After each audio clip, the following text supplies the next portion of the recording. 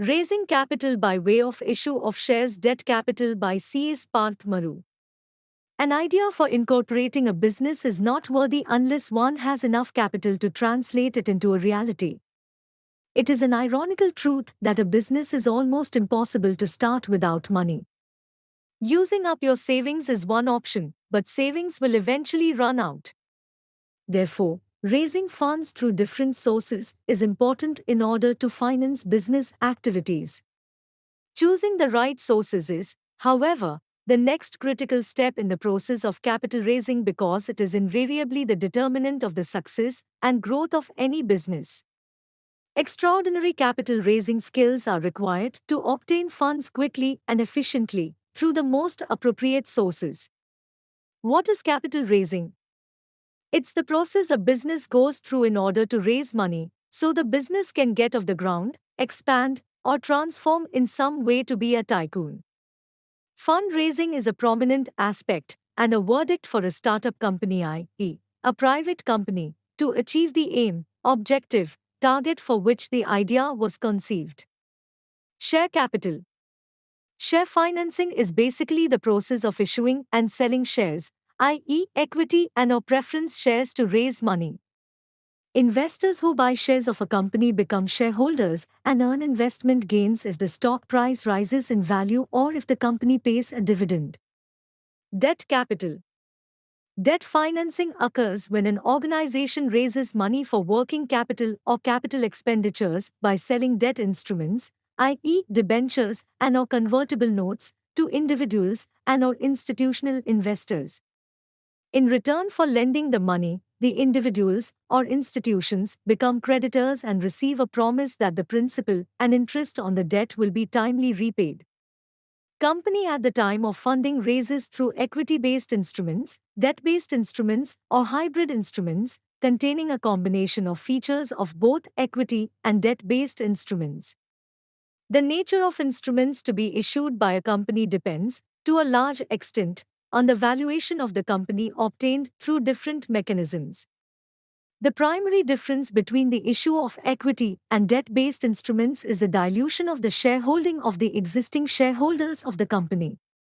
While the issue of purely equity-based instruments results in the immediate dilution of existing shareholding, the issue of debt instruments, if convertible in nature, will result in dilution of shareholding at a later stage in the shelf life of the company. Dilution of shareholding means the reduction in total amount of shareholding percentage of existing shareholders caused by the issue allotment of new equity shares to a new investor. The instruments are issued on obtaining the latest valuation report wherein the securities premium is the major source of funds. The company along with the founders and investors executes chief agreements such as shareholders agreement, share subscription agreement, and share purchase agreement. Shareholders agreement. A shareholders agreement is an arrangement between the existing and new investors, founders, and company. It protects both the business and its investors.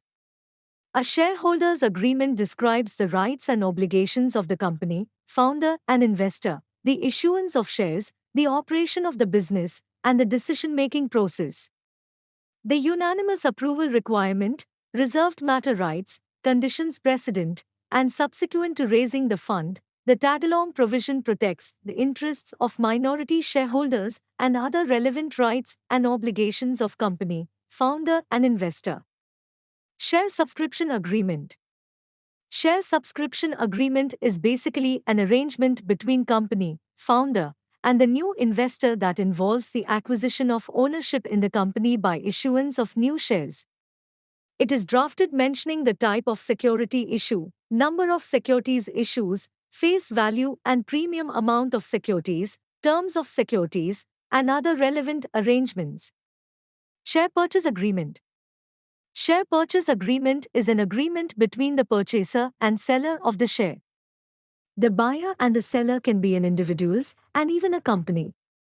The share purchase agreement is drafted into the following cases: either existing promoters will sell the shares or new investors will purchase shares from existing shares to give them an exit. Share capital. A company's capital, i.e., share capital, is divided into units known as shares. To raise funds, companies can issue the following types of shares. Equity share. Pursuant to Section 43 of Companies Act, it defines as any share that is not a preference share is an equity share, issued either I. with voting rights or 2. with differential rights as to dividend, voting. Preference shares. Pursuant to Section 43 of Companies Act, it defines as shares which carry preferential right with respect to A. payment of dividend and B. repayment, in the case of a winding up or repayment of capital. Different types of preference shares are issued, such as cumulative, compulsory, or optionally convertible. Debt capital. Debt financing is borrowing money from a bank or other lenders.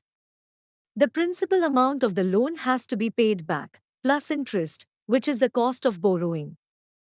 Debt financing allows a business to leverage a small amount of money into a much larger sum, enabling more rapid growth than might otherwise be possible. The company does not have to give up any ownership control, as is the case with equity financing.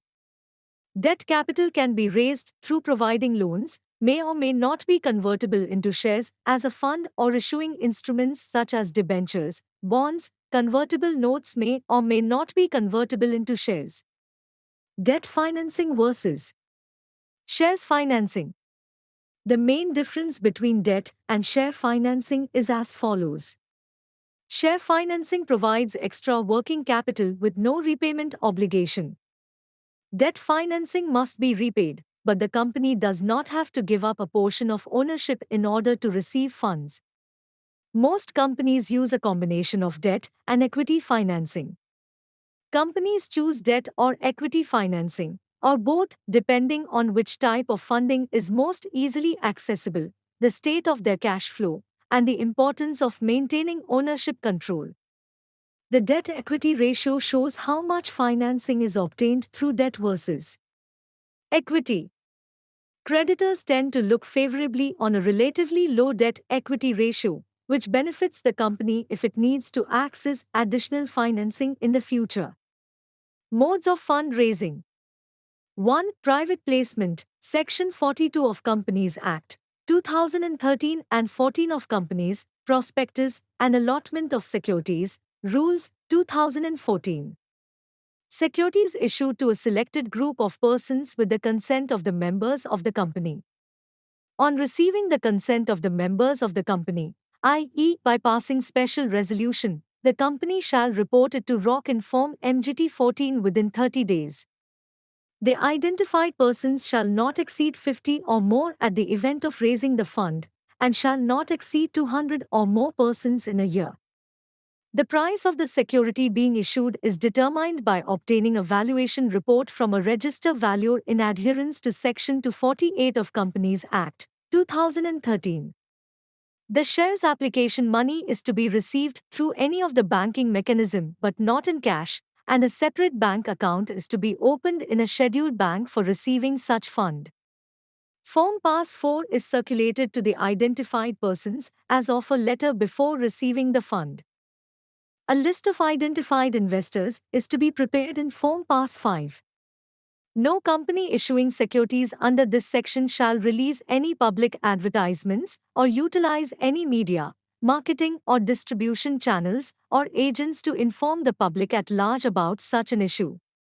The shares to be allotted to the investors within 60 days of receiving the funds. If not complied with, the funds have to be refunded back within 15 days from the expiry of 60th day. Form Pass 3, Return of Allotment, to be filed with ROC within 15 days of allotment of shares. 2. Preferential Allotment, Section 62 of Companies Act, 2013 and Rule 13 of Companies, Share Capital, and Debentures, Rules, 2014. The expression preferential offer means an issue of shares or other securities by a company to any select person or group of persons on a preferential basis, and does not include shares or other securities offered through a public issue, rights issue, employee stock option scheme, employee stock purchase scheme, or an issue of sweat equity shares or bonus shares or depository receipts issued in a country outside India, or foreign securities. The expression shares or securities means equity shares, fully convertible debentures, partly convertible debentures, or any other securities which would be convertible into or exchanged with equity shares at a later date. In case of preferential allotment, all the compliance of private placement are to be adhered to. It is worthy to say that preferential allotment and private placement go hand in hand. All the preferential allotments are private placement, but all private placements are not preferential allotments. This is because private placement covers all kinds of securities, however, preferential allotment covers only equity shares and convertible securities. 3. Right issue. Section 62, 1A of Companies Act, 2013. Shares are offered to existing equity shareholders of the company in proportion to their holdings. The equity shareholders of the company who shall be allowed to participate in the issue shall be determined by taking a cutoff, also known as record date, on which the said shareholders exist. The issue shall be open for a period of at least 15 days and not more than 30 days, known as offer period. The notice of offer to be dispatched at least 3 days before opening of the offer period. Exemption is available to the private companies for keeping the offer period open for at least 7 days, and with the consent of 90% of the members of the company, the notice period for dispatch of offer notice can be minimized.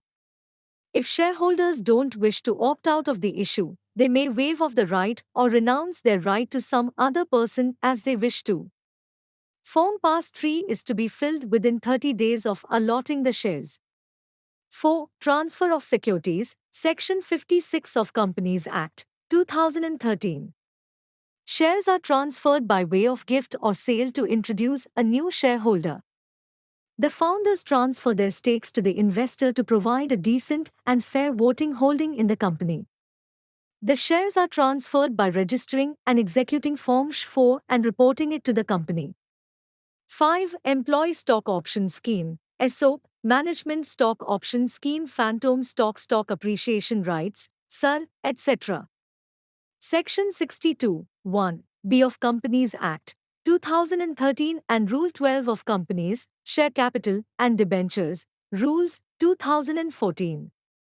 ESOP benefits the company as well as its employees. It benefits startups where employees can be rewarded after the company goes public. ESOP are denominated using different objectives, rights to cater the stocks to all levels of hierarchy in the company.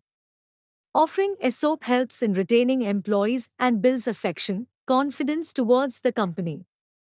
The scheme offers ownership interest to the workforce and increases their participation in the company. Craving ESOP pool and granting ESOP stocks helps the founders to maintain adequate stack and control in the company.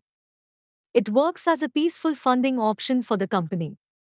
ESOP are issued by framing a policy, an ESOP pool, approved by the members of the company. Post-approval by members by passing a special resolution, Form MGT-14 is required to be reported to ROC in Form MGT-14 within 30 days. Issuance of the ESOP stock is to be approved by the members. Members should be made well versed with the names of officers whom ESOP stock is planning to be issued along with the price of issue. Post-approval by members by passing a special resolution, Form MGT-14 is required to be reported to ROC in Form MGT-14 within 30 days. Post-approval ESOP stocks are granted to the employees, i.e., informing them of their eligibility for receiving the stock. On acceptance of the grant of ESOP, a vesting period of minimum 1 year is levied on the stocks, which works as a right for employees to apply for the grant. After the expiry of the vesting period, ESOP stock can be exercised by employees. Form Pass 3 is to be filled within 30 days from exercising the stock. In case of private company, an exemption is provided to pass all the resolutions relevant to ESOP through ordinary resolution. In case of receiving foreign funding, it has to be reported to the Reserve Bank of India pursuant to Foreign Exchange Management Act, wherein to adhere with the following filings. In case of new issue of shares and debentures, Form FCGPR. In case of transfer of shares and debentures, Form FCTRS. In case of convertible notes, Form CN. Conclusion. This article summarizes the basic need to issue shares and raise capital and its importance to a company. Every organization needs funds for the sustenance and growth of its business.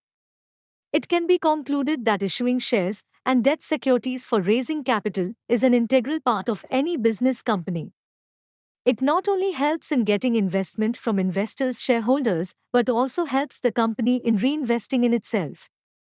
It can be seen that when a company is in a sound position, it can take care of its employees, directors, and shareholders and motivate them to do better. Disclaimer: the views opinions expressed in the article are purely of the contributor. The readers are requested to take proper professional guidance before abiding the views expressed in the update. Association disclaims any liability in connection with the use of the information mentioned